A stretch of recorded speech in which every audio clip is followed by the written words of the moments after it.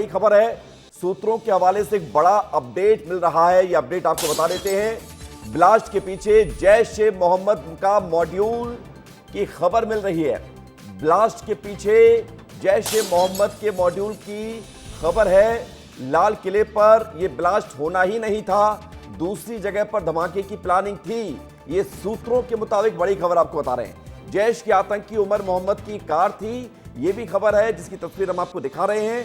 ये मोहम्मद उमर संदिग्ध आतंकी जिसको कहा जा रहा है, कहा यह भी जा रहा है कि ये उस वक्त कार में मौजूद था। कहा यह भी जा रहा है कि ये 3 घंटे तक उस कार में बैठा रहा जिस कार में ब्लास्ट हुआ। उस कार से ये उतरा भी नहीं एक भी सेकंड के लिए। और कहा यह भी जा रहा है कि इस ब्लास्ट में इसकी भी मौत हो गई है। लेकिन सबके बीच और ज्यादा स्थिति स्पष्ट तब होगी जब ऑफिशियल स्टेटमेंट आने शुरू होंगे। ये सूत्रों के हवाले से जो खबरें मिल रही हैं वो आपको बता रहे हैं दर्शकों कि ये जैश ए मोहम्मद के मॉड्यूल के पीछे इसके होने की आशंका जाहिर की जा रही है। ये बड़ी खबर आपको बता रहे हैं। लगातार जैश के आतंकी उमर मोहम्मद और ये 4 चेहरे, आतंक के 4 चेहरे दिल्ली ब्लास्ट में doctor Adil Ahmad, doctor Muzammil, doctor Shaheen Shahid और डॉक्टर उमर मोहम्मद, ये 4 चेहरे आपको दिखा रहे हैं। ये 4 चेहरे कौन हैं? ये 4 चेहरे फरीदाबाद के जैश ए मोहम्मद का जो मॉड्यूल था उससे इसका कनेक्शन स्टैब्लिश होता हुआ नजर आ रहा है। राकेश, कल जब फरीदाबाद में विस्फोटक बरामद हुआ तब ये पता चला कि विस्फोटक रखा गया था और क्विंटलों विस्फोटक था, यानी कि साजिश तो बहुत बड़ी थी। लेकिन अब जो खबर मिल रही है कि लाल किले पर तो ये ब्लास्ट होना ही नहीं था, कहीं और की प्लानिंग थी, यानी कि अभी तो बहुत कुछ इसमें आना बाकी है। राकेश, बिल्कुल विवेक, आप ठीक कह रहे हैं। ये टेरर मॉड्यूल जो फरीदाबाद में निकलकर सामने आया था उसी से इसका तार जुड़ता हुआ दिखाई दे रहा है। और सबसे पहले जब पुलिस ने जांच की तो वही जो सैंपल फरीदाबाद क्राइम ब्रांच को मिला था अमोनियम नाइट्रेट, उसकी कुछ सैंपल मंगाए गए, उसकी भी जांच हुई। और यहाँ जो लाल किला के सामने धमाका हुआ, यहाँ किस तरह के पाउडर का इस्तेमाल किया गया, किस तरह के विस्फोटक का इस्तेमाल किया गया, दोनों की सैंपलिंग की गई है। एक हद तक सूत्रों के मुताबिक ये खबर आ रही है कि अंदर जो है ये केस सॉल्व हो चुका है। जैसे मोहम्मद के बारे में कहा जा रहा है कि फरीदाबाद टेरर मॉड्यूल से वो जुड़ा हुआ था। लेकिन अभी जो डॉक्टर उमर जो संदिग्ध आतंकी के बारे में बताया जा रहा है कि वो गाड़ी में मौजूद था या नहीं था, इसीलिए डीएनए टेस्टिंग हो रही है कि जो लाश मिला है, 9 लोगों की मौत हुई है, वो 9 लोगों में से उमर की कौन सी बॉडी है, क्या वो कार में था या नहीं था। डीएनए टेस्ट के बाद ये पता चलेगा विवेक कि आखिर इसमें जो पूरा जैशे ने मोहम्मद ने किस तरह से इसको अंजाम दिया है। हालांकि ये सूत्रों के मुताबिक है, इसीलिए 11 बजे बैठक के लिए हमें इंतजार करना चाहिए। सभी एजेंसियां अपनी रिपोर्ट सौंपेंगी और सभी एजेंसियों के रिपोर्ट में समानता देखी जाएगी और उसकी दोबारा भी जांच होगी। तो निश्चित तौर पर यह पूरा का पूरा मॉड्यूल सामने आ जाएगा। ये मॉड्यूल सामने आता है। राकेश, आप बने रहिए। और ब्रजेश जी, ये जो खबर मिल रही है कि जैश ए मोहम्मद का एक ऐसा टेरर मॉड्यूल जो फरीदाबाद में कल इसका खुलासा होता है, विस्फोटक मिलता है, और अब ये जानकारी मिल रही है कि 4 डॉक्टर के किरदार इस ब्लास्ट से जुड़े हुए हैं। बहुत बड़ी खबर है विवेक। हमको यही सब समझना होगा कि जब कल सुबह का जो दिन था, पहले फरीदाबाद से खबर आती है कि वहाँ 300 किलो से ज़्यादा, पहले कहा गया कि आरडीएक्स था, बाद में कहा गया कि अमोनियम नाइट्रेट, यानी कि बड़ा विस्फोटक मिला।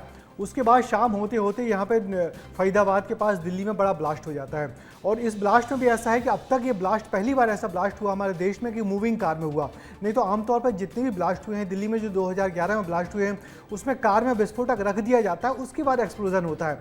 मगर ये पहला मौका है भारत में या हमारे देश में कि जब मूविंग कार में ब्लास्ट हुआ है। तो यानी कि ऐसा लग रहा है कि उस ब्लास्ट को कोई जो विस्फोटक था उसको कैरी करके कहीं और ले जा रहा था। और अब जो सूत्रों के मुताबिक खबरें मिली हैं कि वो जो लोकेशन थी उस जगह पे ब्लास्ट नहीं होना था, ब्लास्ट किसी और जगह पे किया जा रहा था। तो उसका जो विस्फोटक था उसका परिवहन किया जा रहा था और जाने अनजाने में ये ब्लास्ट हो गया है। मगर फिर भी ये जो बड़ा ब्लास्ट हुआ है जिसमें 9 लोगों की मौत हुई है, तो अब ये तो क्लियर हो गया है कि कहीं ना ये इसमें आतंकी कनेक्शन हाँ, है। ये हादसा नहीं है, हादसा नहीं है, हादसा पूरा नहीं है। आतंकी ये कनेक्शन बड़ी है। बात आप कह रहे हैं और ये बात इस्टेब्लिश भी हो रही है, क्योंकि हादसा नहीं है। तमाम एजेंसियां अगर हैं, क्योंकि अगर हादसा होता तो हादसा समझ में आता, सिलेंडर ब्लास्ट होता तो उसका टुकड़ा मिलता, या सीएनजी का कोई सिलेंडर कार में जो कार में लगा रहता है, अगर मगर जो आमतौर पर जो विस्फोट होते हैं, विस्फोट जहाँ जिस जगह रखा जाता है, तो विस्फोटक में जब विस्फोट होता है तो बहुत बड़ा गहरा गड्ढा हो जाता है, मगर इसमें ऐसा कुछ नहीं हुआ। यहाँ पे जो कार थी उसके परखच्चे उड़ गए, खासकर पीछे का पोर्शन, मगर जो आगे का पोर्शन है वो एकदम सही सलामत है। आपने देखा होगा फोटो में, तो ये भी बड़ी हैरानी की बात है कि इंटेंसिटी तो है, मगर इतनी बड़ी, चूंकि वो एक बहुत कंजेस्टेड इलाके में ब्लास्ट हुआ जिसके चलते कैजुअलिटी ज्यादा हुई है। बिल्कुल, माने इंटेंसिटी बहुत ज्यादा नहीं थी, मगर फिर भी ये ब्लास्ट है। पार्किंग एरिया था ना, पार्किंग एरिया नहीं था, गाड़ी रेड लाइट पे रुकी हुई थी, पहले यही खबर आई कि वहाँ पार्किंग एरिया, मगर पार्किंग एरिया नहीं था। गाड़ी रेड लाइट पे मूव कर रही थी धीरे धीरे। आपने देखा होगा दिल्ली में आप भी रहे हैं कि गाड़ियाँ धीरे धीरे मूव करती रहती हैं, एक रेड लाइट के बाद फिर दूसरी रेड लाइट, तो धीरे धीरे मूवमेंट होता है। तो उस मूवमेंट के दरमियान ब्लास्ट हुआ है, जिससे कि जो आसपास की जो गाड़ियां हैं वो पूरी गाड़ियां प्रभावित हुई हैं। ठीक है, मैं एक खबर ये मिल रही है कि दिल्ली ब्लास्ट के बाद 3 दिन के लिए लाल किले को बंद रखा जाएगा। 3 दिन के लिए, अगले 3 दिन के लिए लाल किला बंद रहेगा। लाल किले के कर्मचारियों को, स्टाफ को छुट्टी पर भेज दिया गया है, उनके लिए छुट्टी घोषित कर दी गई है। अगर जरूरत पड़ी तो उनसे पूछताछ की जाएगी। अगर कुछ ऐसी स्थिति नजर आती है, चांदनी चौक बाजार को भी बंद किया गया है, लाल किला मेट्रो स्टेशन को भी बंद कर दिया गया है। तो ये बड़ी खबर आपको बता रहे हैं। इस घटनाक्रम के बाद ये 3 दिन के लिए लाल किले को बंद किया गया है, मेट्रो स्टेशन बंद है। इसके अलावा कर्मचारियों की, स्टाफ की छुट्टी कर दी गई है ताकि जांच ढंग से हो सके, लाल किले पर कोई व्यक्ति ना आने पाए। और यह भी एक बड़ी खबर है। और एक और बड़ी खबर मिल रही है, इस खबर को भी आपको बता देते हैं। एक और बड़ी खबर यह मिल रही है कि दिल्ली ब्लास्ट मामले में एक बड़ा अपडेट मिला है, जहां पर लाल किला पहुंची है सीईडीयू की टीम। सीईडीयू की टीम पहुंची है, काउंटर एक्सप्लोसिव डिवाइस यूनिट की टीम यहां पर पहुंची है। काउंटर एक्सप्लोसिव डिवाइस यूनिट की टीम लाल किले में इस वक्त मौजूद है, जहां पर ये पूरी घटना हुई है। घटना से जुड़े हुए तथ्यों की जांच करेगी। लाल किले के नजदीक कार में ब्लास्ट हुआ है। प्रत्यूष हमारे साथ जुड़े हैं। प्रत्यूष, ये टीम यहां पर पहुंची है और कौन कौन सी टीम यहां पर मौजूद है, जांच पड़ताल कर रही है? प्रत्यूष।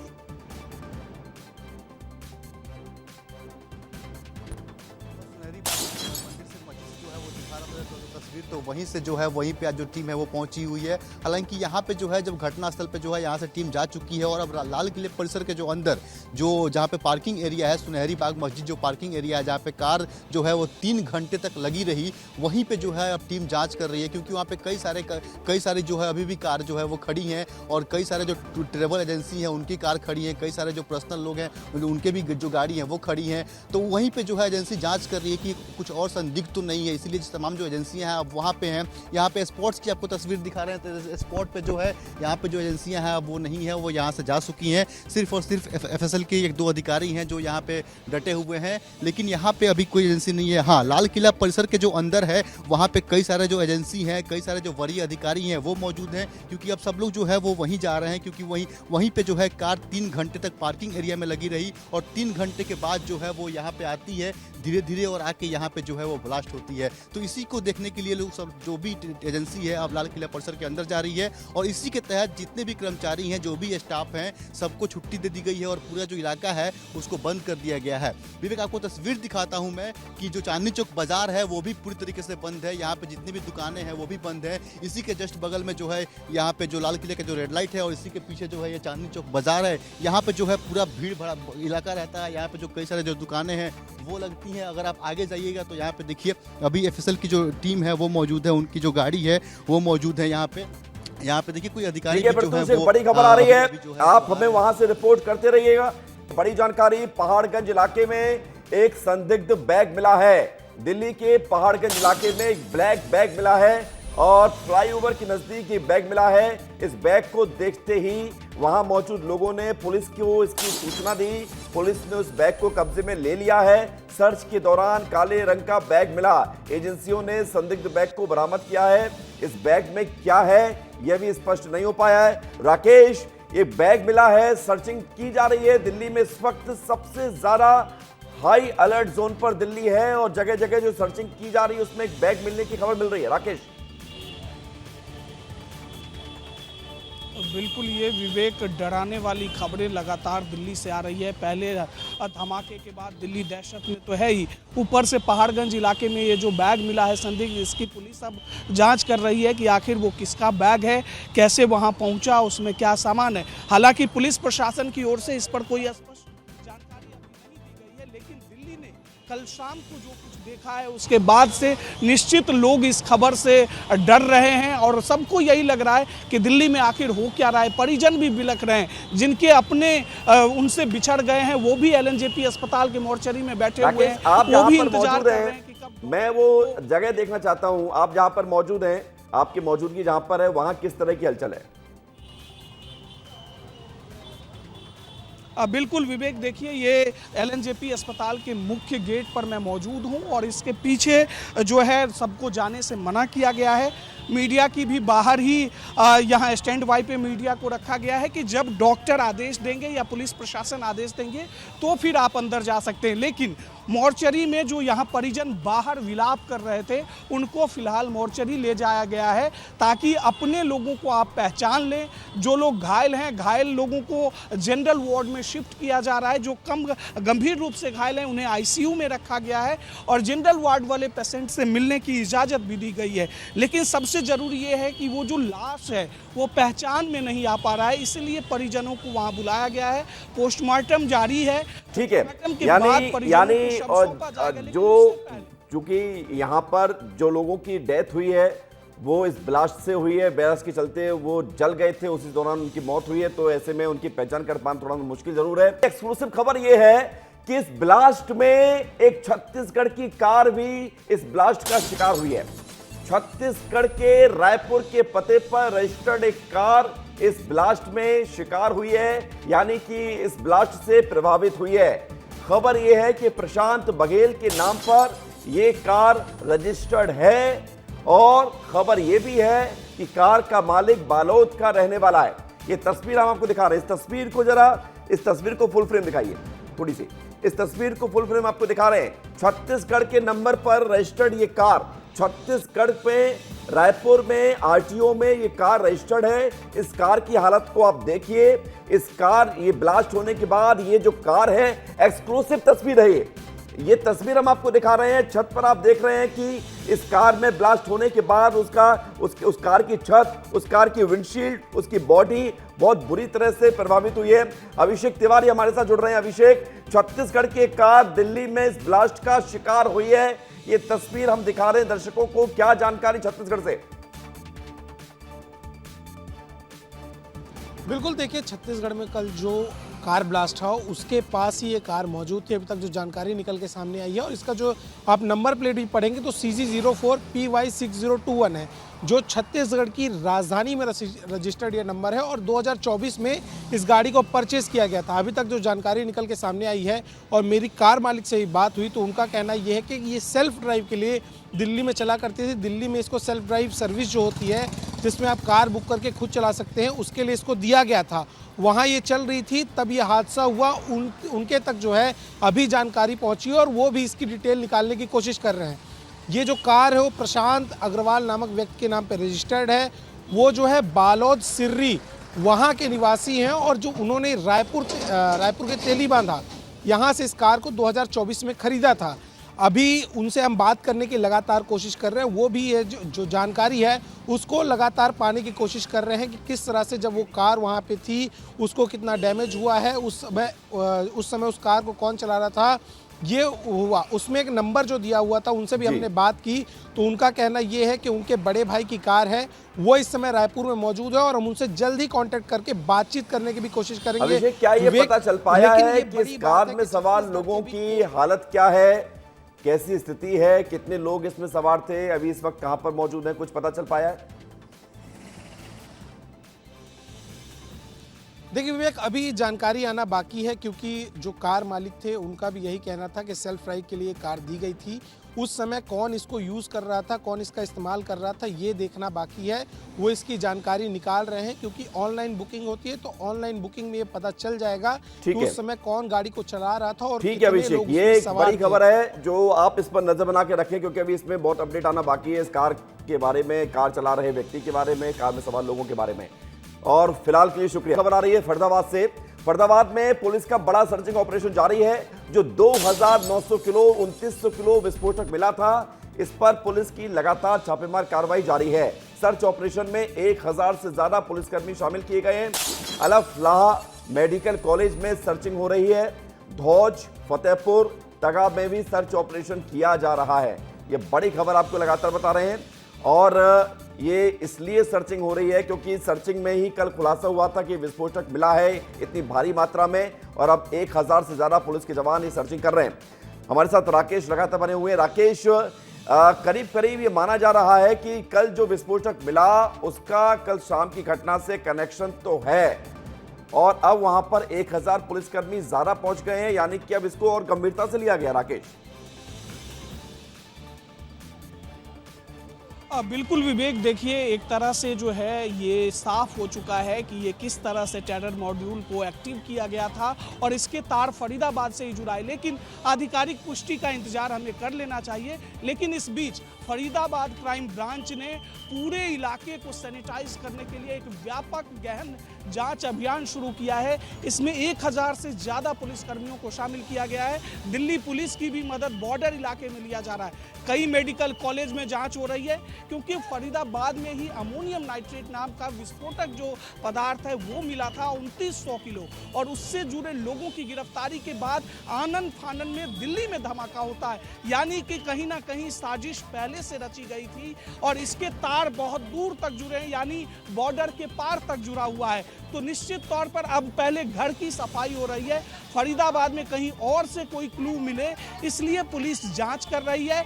जगह जगह हर थाने के पुलिस अधिकारी इसमें शामिल हैं। एजेंसियों की भी मदद ली जा रही है ताकि फरीदाबाद में जिस जगह से ये बरामद हुआ था उसके इर्द गिर्द क्या और भी लोग एक्टिव हैं, क्या उससे मिलने वाले लोग और कौन कौन थे, ये तमाम सवाल पुलिस के सामने हैं और इसी को सुलझा। मंत्रालय में एक बड़ी बैठक होने जा रही है। अमित शाह इस बैठक को लीड करेंगे। इस बैठक में तमाम अफसर मौजूद रहेंगे। ब्रिजेश जी हमारे साथ लगातार बने हुए। ब्रिजेश जी, इस बैठक में क्या संभावना आपको नजर आ रही है, क्या क्या हो सकता है इसमें? देखिए, बड़ी बैठक है, गृह मंत्री खुद ले रहे हैं और बड़ी बात यह है कि इस बैठक को लेकर गृह मंत्री ने रात में ही बोल दिया था कि कल सुबह 11 बजे में बड़ी बैठक होगी। जितनी जांच एजेंसियां, दरअसल कोई भी घटना होती है विवेक, आप जानते हैं, तो कोई सिर्फ पुलिस अकेली नहीं होती है। कई सारी एजेंसियां कई लेयर्स पे काम करती हैं और उन पर अपना तहकीकात करती हैं और अपना निष्कर्ष निकालती हैं। तो आज जो 11 बजे मीटिंग होगी गृह मंत्रालय में, उसमें अमित शाह के सामने ये सारी जांच एजेंसियों के चीफ होंगे और उनकी जो टीम्स होंगी, उनका जो इनपुट्स होगा उसके आधार पे कोई एक बड़ा निष्कर्ष निकालने की कोशिश की जाएगी। इसमें कोई दो मत नहीं कि ये तो आतंकी ब्लास्ट है, इसमें आतंकी हाथ कहीं ना कहीं से निकल के आ रहा है और यही वजह है कि इसमें कश्मीर के डीजीपी को भी ऑनलाइन जोड़ा जा रहा है और जो एनआईए के जो तमाम लोग हैं उनको भी जोड़ा जा रहा है। तो एक जो गृह मंत्री होते हैं उनके अंडर में सारी जांच एजेंसियां काम करती हैं। तो जिन जांच एजेंसियों ने कल रात से लेकर आज सुबह तक जो कुछ भी निष्कर्ष निकाले होंगे इस ब्लास्ट को लेके, कहीं जो भी तार जोड़े होंगे, उस सब की जो रिपोर्ट्स होगी गृह मंत्री को पेश करेंगे और उसके आधार पर एक पूरी डिटेल रिपोर्ट तैयार की जाएगी कि आखिर इसमें हुआ क्या है, किस किस क्या लीड्स मिली हैं और किस लीड्स पे आगे बढ़ के अब जांच को किस दिशा में आगे बढ़ाया जाए। तो कुल मिला के एक बड़ा निष्कर्ष भी निकलेगा। अब ये बड़ी बात है कि वो जो निष्कर्ष है वो हमारे पास आते हैं या नहीं आते हैं। आमतौर पे सूत्रों के हवाले से कुछ खबरें हम लोग तक आ जाएंगी, मगर जो बड़ा निष्कर्ष होगा कि अब कि हुआ क्या था और अब जांच किस दिशा में आगे जानी चाहिए, तो इस पर एक बड़ा फैसला निश्चित ही इस बैठक में लिया जाएगा और इस बैठक की अध्यक्षता गृह मंत्री अमित शाह स्वयं करेंगे। देखिए, बड़ी बात यह भी है कि हम देख रहे थे लगातार जब ये पूरा घटनाक्रम हुआ था उसके बाद जिस तरह से तमाम जांच एजेंसियां एक्टिव हुई, अभी इस बैठक में लग रहा है कि सभी एजेंसियां 14 घंटे के बाद अपनी रिपोर्ट तो पेश करेंगी। उनको जो भी इसमें तथ्य मिले होंगे या जो भी जानकारी मिली होगी वो रखी जाएगी। क्या इस पूरे घटनाक्रम के बाद हमने देखा कि कल पाकिस्तान में बहुत हलचल थी, वहां पर भी मीटिंगें शुरू हो गई थी। पाकिस्तान तो डरता है ना कि ऐसा ना हो फिर से भारत स्ट्राइक कर दे, तो ये बता रहा है कि पाकिस्तान के हाथ पांव फूल रहे हैं, यानी कि पाकिस्तान जो है डर के साए में।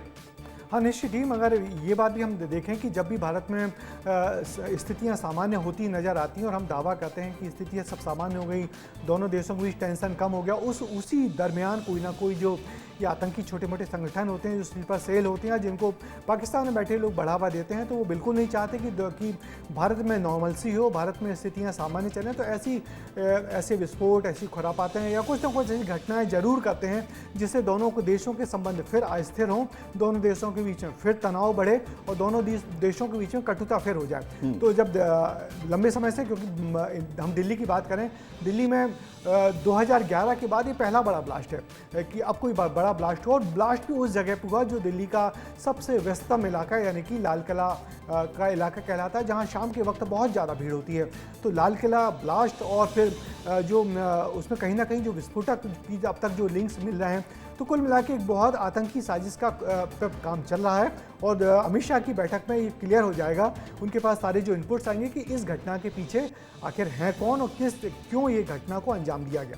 लेकिन ब्रजेश जी, दिल्ली में इतने सालों के बाद एक घटना हुई है। 2011 में ऐसा सीरियस बॉम्ब ब्लास्ट हुआ था, उसके बाद अब ये घटना हुई है।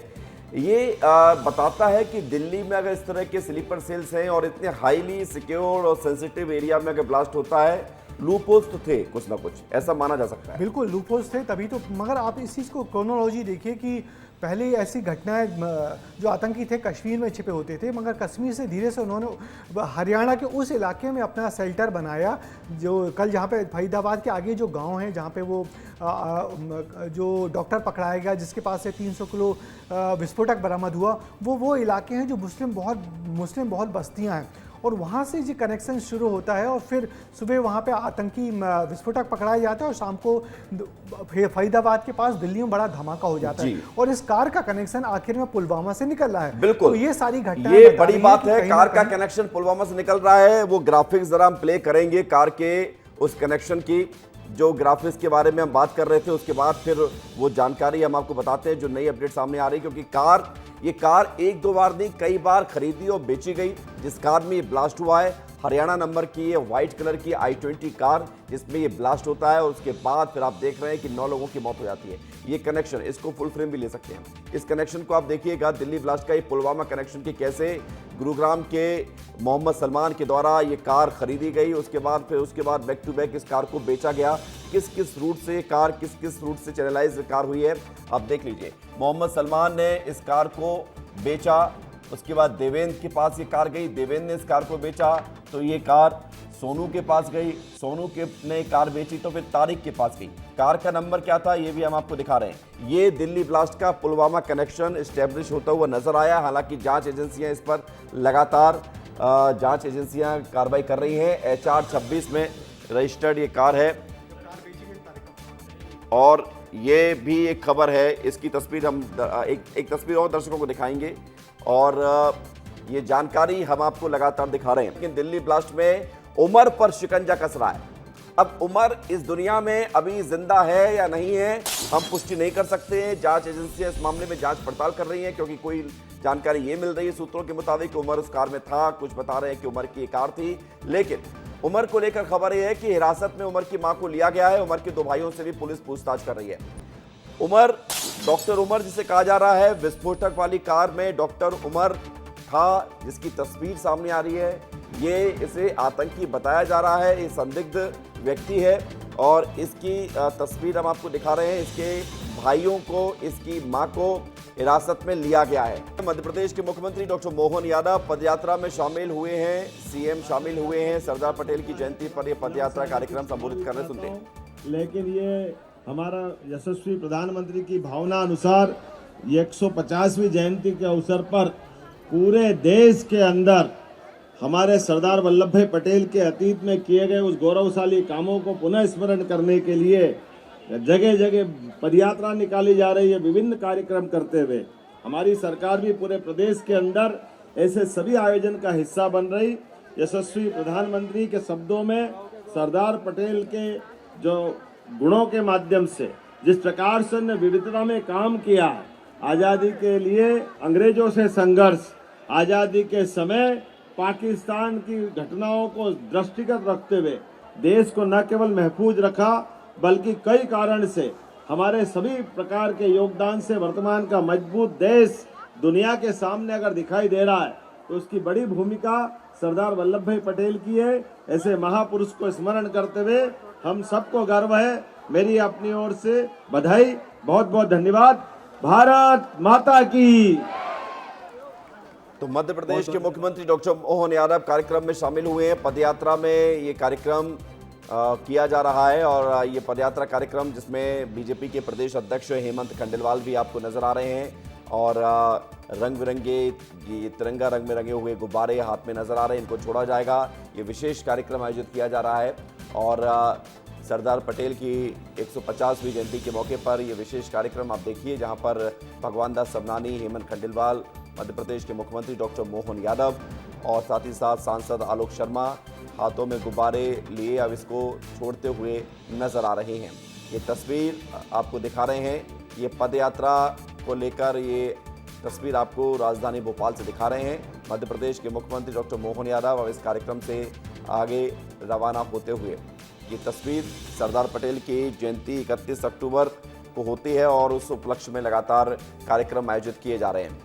ये तस्वीर आप देख लीजिए, हाथों में तिरंगा है और विशेष कार्यक्रम यहाँ पर आयोजित हो रहे हैं। ये तस्वीरें आप देखिए जहाँ पर मध्य प्रदेश के मुख्यमंत्री डॉक्टर मोहन यादव, हेमंत खंडेलवाल अब इस कार्यक्रम में आगे बढ़ते हुए और ये पदयात्रा का कार्यक्रम जिसमें शामिल होने के लिए मध्य प्रदेश के मुख्यमंत्री यहाँ पहुंचे हैं श्रेष्ठ भारत, और अभी संभवतः हरी झंडी भी दिखाएंगे। इसकी शुरुआत होने जा रही है। जयंती पर पद यात्रा भोपाल सीहोर लोकसभा क्षेत्र के, और इस पद यात्रा में हमारे स्टार आइकॉन प्लेयर भी सम्मिलित हो रहे हैं खेल विभाग के, जिन्होंने मेडल्स जीते हैं। और माननीय मुख्यमंत्री जी ने अपना बहुमूल्य समय से ऐतिहासिक पलों के हम सब एक भारत श्रेष्ठ भारत के भाव, यशस्वी प्रधानमंत्री जी की नीतियों को जो लगातार अपनी कर्मठ और सुचारू इच्छा शक्ति के साथ लागू कर रहे माननीय मुख्यमंत्री जी, माननीय सभी हमारे गणमान्य अतिथिगण, आदरणीय हमारे यशस्वी सांसद आदरणीय आलोक शर्मा जी, आदरणीय विधायक भगवान दास सबनानी जी, माननीय जिला अध्यक्ष रविंद्र रेती जी, श्रीमती मालती राय जी, आदरणीय सभी आदरणीय पदाधिकारी, ध्रुव नारायण सिंह जी, झंडे ऊपर रखेंगे, बोलिए भारत माता की। अपने झंडे ऊपर रखे भारत माता की। बहुत ऐतिहासिक पद यात्रा, 2000 से ज्यादा छात्र छात्राएं हिस्सा ले रही हैं। देश के दिल मध्य प्रदेश से ये संदेश पूरे दुनिया को एकजुट भारत का, अखंड और राष्ट्र निर्माण में हमारी युवा शक्ति अपनी आहुति देने के लिए तैयार है। माननीय मुख्यमंत्री जी की प्रेरणा, यशस्वी प्रधानमंत्री जी के संकल्पों को सिद्धि मिल रही है। हमारे यशस्वी प्रदेश अध्यक्ष जी, सभी गणमान्य आदरणीय गिरीश शर्मा जी, सभी पदाधिकारी मौजूद हैं और बड़ी ही सुंदर आज की ये परिकल्पना मूर्त रूप ले रही है। भारत के तिरंगे झंडे के आन बान। तो ये तस्वीर हम आपको लगातार दिखा रहे हैं। विवेक राणा हमारे साथ जुड़े हुए हैं। विवेक, तस्वीर हम देख रहे हैं, हाथों में तिरंगा है, बहुत सारे बच्चे नजर आ रहे हैं। मध्य प्रदेश के मुख्यमंत्री डॉक्टर मोहन यादव भी मौजूद हैं। बताइए क्या क्या और तस्वीरें।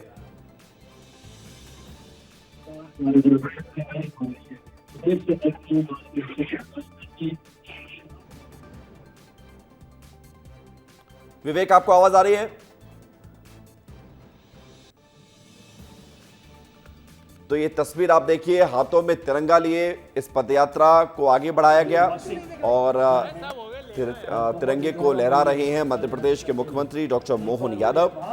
ये तस्वीर आपको राजधानी भोपाल से दिखा रहे हैं और विशेष कार्यक्रम का आयोजन यहाँ पर किया जा रहा है। सरदार पटेल की 150वीं जयंती के मौके पर मध्य प्रदेश में कई कार्यक्रम आयोजित किए जा रहे हैं और आप इस तस्वीर को देखिए जहाँ पर मध्य प्रदेश के मुख्यमंत्री मौजूद हैं, सांसद आलोक शर्मा मौजूद हैं, बीजेपी प्रदेश अध्यक्ष हेमंत खंडेलवाल मौजूद हैं और विधायक भगवान दास सबनानी भी मौजूद हैं। ये तस्वीर आप देखिए जहाँ पर मध्य प्रदेश के मुख्यमंत्री डॉक्टर मोहन यादव इस कार्यक्रम में शामिल होने के लिए पहुंचे हैं। ये पदयात्रा विशेष तौर पर आयोजित की जा रही 150वीं जयंती के मौके पर। विवेक राणा हमारे साथ अगर जुड़ गए हों तो उस कार्यक्रम की जानकारी आपको देते हैं। ये तस्वीर आप देखिए और अब संभवतः मध्य प्रदेश के मुख्यमंत्री इस मौके पर मीडिया से बात भी करेंगे। तो ये तस्वीर आपको दिखा रहे हैं, मध्य प्रदेश के मुख्यमंत्री डॉक्टर मोहन यादव हाथ में तिरंगा लिए यहाँ पर मौजूद हैं और एकजुटता के भाव को संकल्पित से आज एक विकसित भारत को माननीय प्रधानमंत्री जी ने शुरू किया है।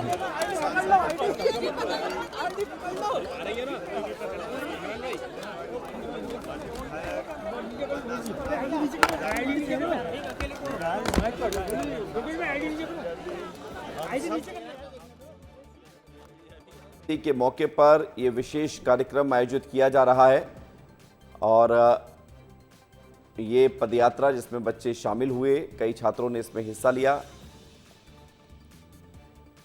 और ये देखिए आप, ये उस वक्त की तस्वीर दिखा रहे हैं जब मध्य प्रदेश के मुख्यमंत्री का सांसद आलोक शर्मा ने स्वागत किया। प्रदेश अध्यक्ष का भी स्वागत कार्यक्रम यहां पर किया गया।